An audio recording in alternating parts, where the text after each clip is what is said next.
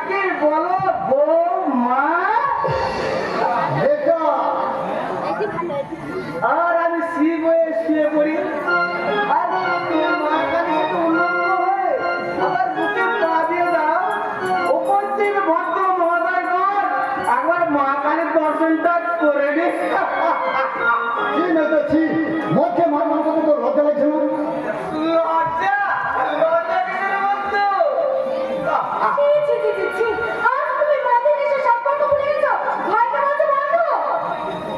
বিকৃত প্রেমের নেশায় মাতাল হয়ে ভাইয়ের মতো দেওয়ারকে যদি লাভার সাজে দেহের ক্ষুধা মিটাতে পারো, আমি ভাইকে বন্ধু বলে তার চেয়ে কি বেশি অন্যায় করে ফেলেছি বাবা?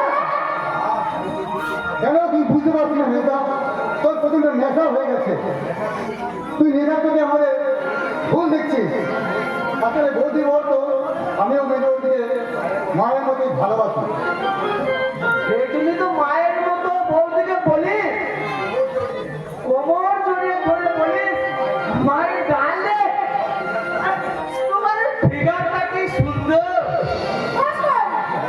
অবকার নেতা মনে রাখে মেজবতির মুখ নিয়ে তোকে আজ আমি কিছু বললাম না, কিন্তু আর কখনো আমি বরদাস্ত করবো না।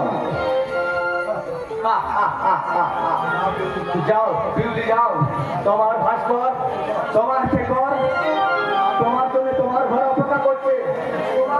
বিকৃত ভালোবাসা দিয়ে ওকে তুমি একটু শান্ত করে দাও।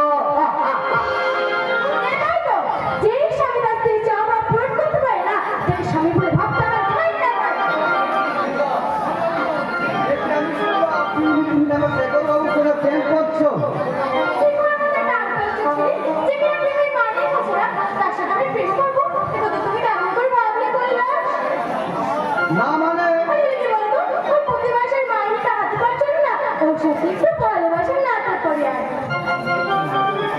সত্যি তুমি তোমার তুলনায় হয় না। এবার তুমি তোমার সাথে আমাকে নিয়ে চলো না কৈলাস।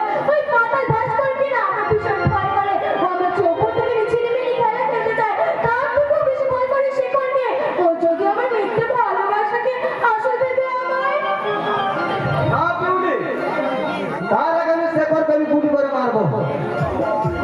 কিন্তু আর কতদিন পর আমি তোমাকে একান্ত আপন করে কাছে পাবো কৈলাস। আমি তো তোমারই বিউলি।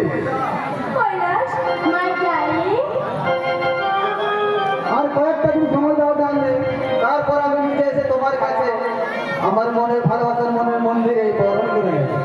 ও কৈলাস মাই ডার্লিং, আজ ফাগুনি পূর্ণিমার রাতে চলে পালাই যাই।